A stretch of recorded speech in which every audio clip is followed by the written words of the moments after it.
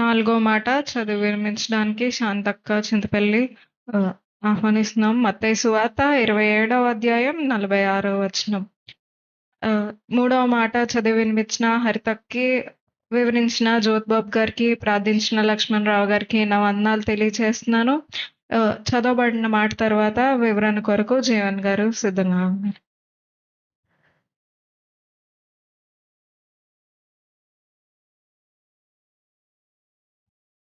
ఈ సమయాన్ని ఇచ్చిన దేవాదేవునికి నా వందనాలు తెలియజేస్తున్నాను.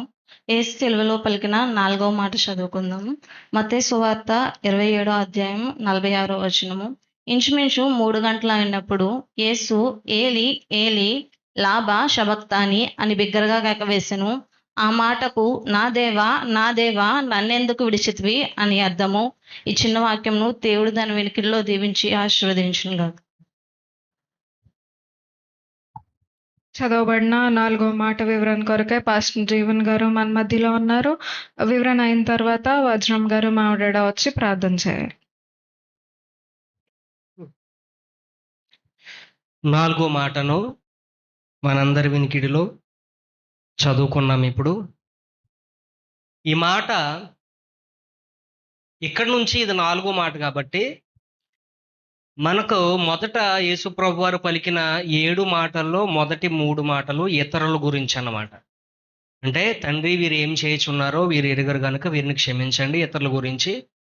రెండోది దొంగ గురించి, మూడోది తన తల్లి గురించి. ఇక్కడి నుంచి 4, 5, 6, 7 అనే మాటలు యేసుప్రభు వారు ఆయనను ఉద్దేశించి పలికిన మాటలు. ఇది బైబిల్ పండితులు ఈ 3 ఒక రకంగా, 4 ఒక రకంగా విడదీయడం జరిగింది. అదేమి మ్యాండేటరీ కాకపోయినా ఇందులో ఉన్న ఆధ్యాత్మిక సంబంధమైన విషయాన్ని మనం చూద్దాం. ఈ 4వ మాటలో ఒకసారి మళ్ళీ గాని మనం చదవగలిగితే ఏలి ఏలి లామా సబక్తా అని ఎవరు చెప్పారు? యేసు ప్రభు వారు చెప్పారు. ఇది మనకి మత్తయి సువార్త 27వ అధ్యాయం 46వ వచనంలో చూసుకున్నాం కదండి. ఈ మాటకు అర్థం ఏంటంటే ఇది అరామిక్ లాంగ్వేజ్ లో పలకబడిన మాట. ఈ మాటకు నా దేవా నన్నెందుకు చెయ్యి విడనాడితివి. మీ అందరికీ ఒక మాట చూపిస్తాను. ఒకసారి హెబ్రీలకు రాసిన పత్రికను తెరవండి. 13వ అధ్యాయాన్ని ఒకసారి తెరవండి. 13వ అధ్యాయాన్ని తెరిచి మాటను కొంచెం జాగ్రత్తగా మనం ఆలోచించాలి. ఎందుకంటే క్రైస్తవ సమాజంలో కొన్ని తెగలు కాంట్రవర్సీలు చేస్తున్నాయి ఈ మాటను బట్టి. ఒక్కసారి చిన్న క్లారిటీ కోసం మీ అందరికీ ఈ మాట వినిపిస్తాను చూడండి. 13వ అధ్యాయము రాసిన పత్రిక 13వ అధ్యాయము 5వ వచనంలో మధ్య లైన్ నేను చదువుతున్నాను. నిన్ను ఏమాత్రము విడువను, నిన్ను ఎన్నడును ఎడబాయను అని ఆయనే చెప్పెను కదా. దేవుడు ఏం మాట్లాడుతున్నారు? ఆయన ఏమాత్రము విడువరంట, ఏమాత్రము. కానీ ఇక్కడ యేసుప్రభు వారు చెప్తున్న మాట ఏంటి?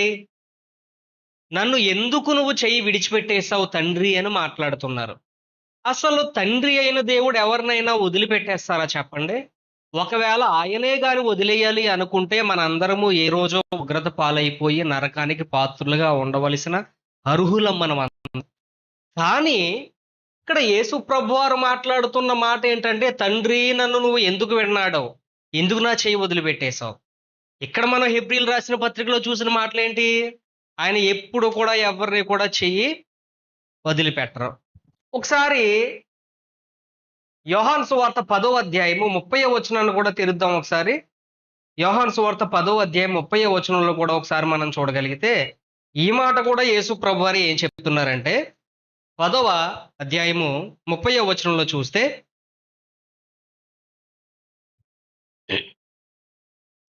ఇక్కడ ఉన్న మాట ఏంటంటే, తండ్రి నేను ఏకమై ఉన్నామనే మాట ఉంటా చూడండి. నేనును తండ్రియు అంటే తండ్రి యేసుప్రభు వారు ఎలా ఉన్నారంట? మరి విడిచిపెట్టేయడం ఏంటండి? ఈ ప్రసంగాన్ని ఒకసారి నేను ఒక చోట ప్రసంగం చేస్తుంటే నా వెనక ఒక దైవజనులు మైక్ తీసుకొని నేను చెప్పిన ప్రసంగాన్ని అక్షరాల తప్పని కొట్టిపాడేశారు. అసలు దేవుడు విడిచిపెట్టేస్తారా? విడిచిపెట్టారు, అక్షరాల విడిచిపెట్టారు. మరి విడిచిపెట్టను అనే మాటకి విడిచిపెట్టారనే మాటకి తేడా ఏంటంటే, ఆ సమయంలో కానీ యేసు ప్రభు వారిని కానీ విడిచిపెట్టకపోతే ఇక్కడ ఆవేదన, బాగా ఆవేదన అన్నమాట. అసలు ఎందుకు వదిలిపెట్టేశావు ప్రభువా? శరీరానుసారంగా మనం ఆలోచిస్తే ఎన్ని దెబ్బలు తిన్నాడు ఆయన అప్పటికే. ప్రభువా, ఇంతలా నా శరీరం గాయమైపోతుంటే, ఇంతలా నేను రక్తం చిందిస్తుంటే, అసలు నా చెయ్యి నువ్వు ఎందుకు వదిలిపెట్టావు? ఎంత బాధ నేను పడుతున్నాను. అసలు నువ్వే నాతో ఉంటే ఈ బాధ నేను పడను కదా అని అంటున్నారు యేసు ప్రభువారు. ఒకవేళ తండ్రే గాని విడిచిపెట్టకపోతే, యేసు ప్రభువారి చేతిని ఆయన గాని విడిచిపెట్టకపోతే, ఈరోజు మనలో ఇక్కడున్న ఎవ్వరం కూడా రక్షణ పొందుకునే వారం మాత్రం కాదు ప్రియులారా. మనము రక్షించబడడానికి, మనము ఉగ్రత నుండి తప్పించబడడానికి, పాపము ఎరుగని ఆయన మన పాపాన్నంతా యేసుక్రీస్తు వారి మీద వేసుకున్నారు. ఇప్పుడు సిలువలో యేసు ప్రభు వారిని చూస్తుంటే తండ్రి కంటికి ఎలా కనబడుతున్నారంటే, యేసు ప్రభు వారు చూస్తున్నప్పుడు ఒక పాపపు ముద్దలా కనబడుతున్నారు తండ్రికి. తండ్రికి నచ్చలేదు. ఎందుకంటే పాపాన్నే కదండి ద్వేషిస్తారు దేవుడు. అలాగే మనందరి పాపము ఎప్పుడైతే యేసు ప్రభు వారి మీద వేయబడిందో, పాపం ఎరుగని ఆయన మన కోసం పాపంగా మార్చబడిన కారణంగా తండ్రికి నచ్చలేదు. ఇప్పుడు గాని నేను వదిలిపెట్టకపోతే, ఈ పాపం అనే కారణంగా ఈయన గాని వదిలిపెట్టకపోతే, ఈయన రక్తం చిందించకపోతే, ఈయన ప్రాణం పెట్టకపోతే, నేను అనుకున్నటువంటి ప్రణాళిక అందరూ అంతటా మారు మనసు పొందాలి అనేటువంటి ప్రణాళిక నెరవేర్చబడదు. సమస్త అన్యజనులు రక్షణలోనికి రాలేరు అనే కారణం చేత తండ్రి అయిన దేవుడు యేసు ప్రభువారిని ఏం చేశారంటే, ఆ ఒక్క క్షణం చేయి వదిలిపెట్టేశారు. అది భరించలేకపోయారన్నమాట. ఈరోజు ఒక ప్రశ్న మనం వేసుకుంటే, ఎందుకు చెయ్యి వదిలిపెట్టాలి? ఎందుకు చేయి వదిలిపెట్టాలి యేసు ప్రభువారిని అని కానీ మనం ఆలోచిస్తే, కొన్ని మాటలు మీకు చూపిస్తాను. ఎందుకు అసలు తండ్రి యేసు ప్రభువారిని చేయి వదిలిపెట్టేశారు? ఎందుకు వదిలిపెట్టాల్సి వచ్చింది? అసలు వదిలిపెడితే ఏం జరిగింది? వదిలిపెట్టకపోతే ఏం జరుగుద్ది? ఈ కొన్ని విషయాలు మీ అందరికీ చూపిస్తాను చూడండి. హెబ్రీయులకు రాసిన పత్రిక 2వ అధ్యాయం 15వ వచనం చూడండి. అసలు ఎందుకు తండ్రి యేసు ప్రభువారిని చేయి వదిలిపెట్టేశారు? ఒకసారి చూద్దాం చూడండి. హెబ్రీయులకు రాసిన పత్రిక 2వ అధ్యాయం 15వ వచనం చూడండి. 2వ అధ్యాయం 15వ వచనం చూడండి. అందులో ఆ మాటలు కలిపి ఉంటాయి. 2వ అధ్యాయం 15వ వచనంలో నేను చదువుతున్నాను చూడండి. జీవిత కాలమంతయు మరణ భయము చేత దాస్యమునకు లోబడిన వారిని విడిపించడానికి ఆయన రక్తమాంసములలో పాలివాడాయను. ఇప్పుడు జీవితమంతా మరణ భయము చేత, పాప భయం చేత ఆవరించబడిన ప్రజలు ఎవరిక్కడ? మనందరమే.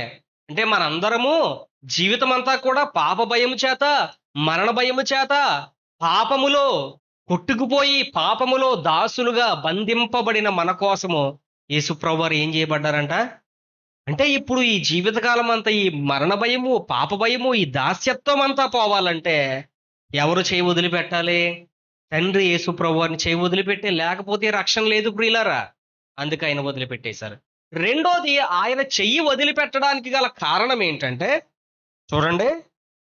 ఆ రోమాపత్రిక 5వ అధ్యాయం 15వ వచనాన్ని తెరుద్దాం, 9వ వచనాన్ని తెరుద్దాం. రోమాపత్రిక 5వ అధ్యాయం 9వ వచనాన్ని కానీ మనం తెరవగలిగితే అక్కడ ఉంది, కాబట్టి ఆయన రక్తము వలన ఇప్పుడు నీతిమంతులుగా తీర్చబడి మరి నిశ్చయముగా ఆయన ద్వారా ఉగ్రత నుండి రక్షించబడ్డాం మనందరం.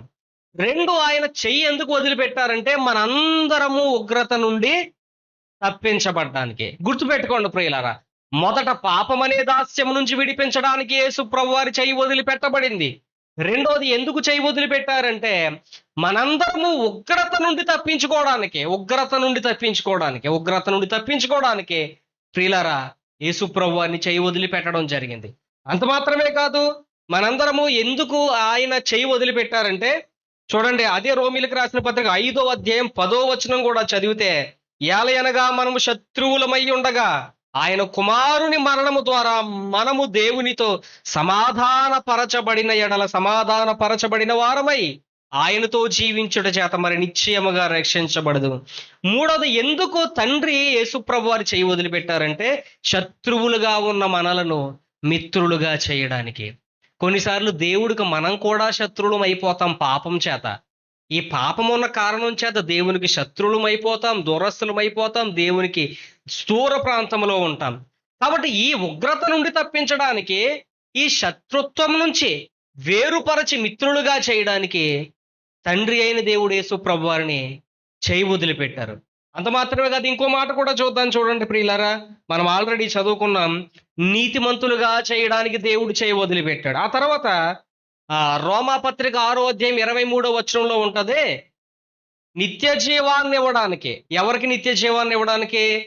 మనందరికీ నిత్య జీవాన్ని ఇవ్వడానికి తండ్రి అయిన దేవుడు యేసు ప్రభు వారి చేయి వదిలిపెట్టారు. ఆ బాధను భరించలేకపోయారన్నమాట. ఎంత బాధ అంటే ప్రియులారా, మనకి బైబిల్ గ్రంథంలో కొన్ని మాత్రమే రికార్డ్ అయ్యాయి యేసు ప్రభు వారికి వేసిన శిక్షల్లో. మీకు ఒక శిక్ష ఉదాహరణ చెప్తాను చూడండి. ఈ చర్చిను నిలువుగా నిలబెడితే ఎంత లోతు ఉంటుందో అంత లోతులోనికి యేసు ప్రభు వారిని తాడుల్లో కట్టేసి 2 చేతుల్లో కట్టేసి రాత్రంతా ఉంచేస్తారు. చాలా బాధాకరమైన సెంచూరియన్ అనే ఒక వ్యక్తి ఉంటాడు. అతను వచ్చి యేసు ప్రభు వారిని చాచిపెట్టి కొడితే ఈ గోబ ఈ కన్నుని ఎలా మూసేస్తుంది.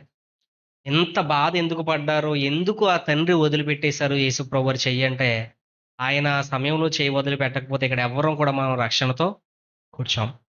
ఆయన కానీ చేయి వదిలిపెట్టకపోతే ఉగ్రత నుండి తప్పించబడం, దాస్యం నుండి విడుదల శత్రుత్వం నుంచి మిత్రులుగా మార్చబడి నిత్య జీవం అనేటువంటి వాగ్దానంలోనికి మనం వెళ్ళలేము. ఇదంతా జరగాలంటే మన పక్షంగా ఎవరు శిక్ష పొందాలి? ఇప్పుడు యేసు ప్రభు వారి శిక్ష పొందాలి. కాబట్టి ఒకసారి ఆలోచించుకుందాం.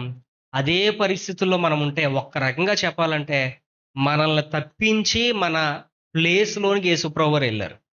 మనల్ని పక్కకు పెట్టి మన స్థానంలో ఆయన నిలవబడి ఇలా ఏం చేశారంటే ఆ శిక్ష అంతా గాయాలు పొంది చాలా రకాలుగా బాధించబడి రక్తమంతా కూడా చిందించారు. అంత శ్రమ, గాయాలు ఎందుకంటే మన కోసమే, మనం రక్షించబడాలని. ఈ గుడ్ ఫ్రైడే ద్వారా 7 మాటలు ధ్యానించుకుంటున్నాం, చాలా బాగుంది. కానీ ఆయన త్యాగం ఏంటో ఒకసారి గుర్తెరగాలి. ఇంత త్యాగం చేసిన దేవుడు ఏమడుగుతున్నాడంటే, మనం నీతిమంతులుగా ఉండాలని ఆయన సిలువలో వేలాడాడు. కాబట్టి ఆ నీతి ప్రవర్తన ద్వారా మనం దేవుణ్ణి సంతోషపెట్టాలి.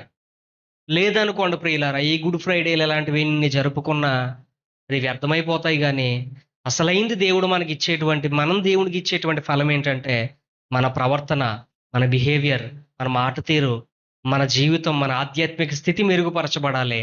మనం ఎంత బాగుండాలని తండ్రి చేత కూడా ఎడబాటును సహించాడు. ఆయన ఓర్చుకున్నాడు, దెబ్బలు తిన్నాడు, గాయాలు పొందాడు, చివరకు ప్రాణమే పెట్టేశారు. ఇది ఎవరన్నా చేయగలరు? ఒకసారి ఆలోచిద్దాం మనం. బైబిల్ గ్రంథంలో ఒక మాట ఉంది, ఎవరు ఏ వ్యక్తి కోసమో చనిపోరంట. బైబిల్ గ్రంథంలో ఉన్నమాట. ఏ ఒక్క వ్యక్తి కోసం చనిపోడు. కానీ ఆయన అంత త్యాగం చేశారు అంటే, చివరికి తండ్రితో కూడా ఎడబాటుని సహించారంటే ఎంతలా ప్రేమించాడో చూడండి. ఆయన తండ్రినే వదిలిపెట్టి భూమి మీదకి వచ్చాడంటే ఎంతలా ప్రేమించాడు, మళ్ళీ ఎంత విలువిచ్చారు మనకి. ఆ ప్రేమను మనందరము ఏం చేయాలంటే అర్థం చేసుకుని మారు మనసు చెందిన వారమై ఈ మాటలో ఉన్నటువంటి ఆయన ఆవేదన తీర్చేటువంటి వ్యక్తులుగా మనందరము ఉండాలని మీ అందరికీ తెలియజేస్తూ ఈ మాటలు ముగిస్తూ ఉన్నాను. దేవుడి కొద్ది మాటలు దీవించి ఆశీర్వదించునుగాక. ఆమేన్.